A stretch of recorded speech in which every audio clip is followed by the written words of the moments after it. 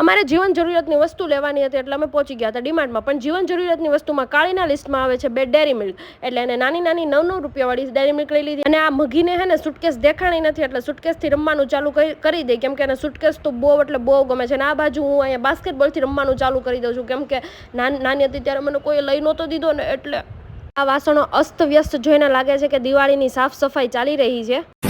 અને આ બીજી બાજુ મને મળી ગયો પિયાનો, કેમ કે હું નાની હતી ને ત્યારે મને રમકડા તો નહોતા મળ્યા, કેમ કે હું નાની હતી ત્યારે નકરી માટી હતી ને એનાથી જ રમી છું. અને આ બાજુ મારે લેવાનું હતું નાઇટ ડ્રેસનું ટી-શર્ટ, પણ ટી-શર્ટ તો એવી રીતે ગોતવું પડે છે કે જાણે એક સોનાની ખાણ હોય, એમાંથી મારે સોનું બહાર કાઢવાનું છે. અને ટી-શર્ટ મળ્યું તોય કેટલું મોટું મળ્યું, પણ કાંઈ વાંધો નહીં, મને આ ટી-શર્ટ બહુ ગમે છે એટલે આને લઈ લઉં છું. બધી વસ્તુ લઈ લીધી હતી પણ આપણી પાસે કેરી બેગ હતી નહીં, એટલે આપણી ગાડીમાંથી ચોખાનો કટ્ટો નીકળ્યો હતો, એટલે ચોખાના કટ્ટામાં બધી વસ્તુ ભરી લીધી અને ફટાફટ હું પહોંચી ગઈ ઘરે. એ લોકો લિફ્ટની વાટે નીચે ઊભા જ હતા, પણ દાદર ઉતરીને એક માડી આવતા હતા. માડીને કાળીએ કીધું હાય બા, તો બાએ કીધું સીતારામ બેટા સીતારામ.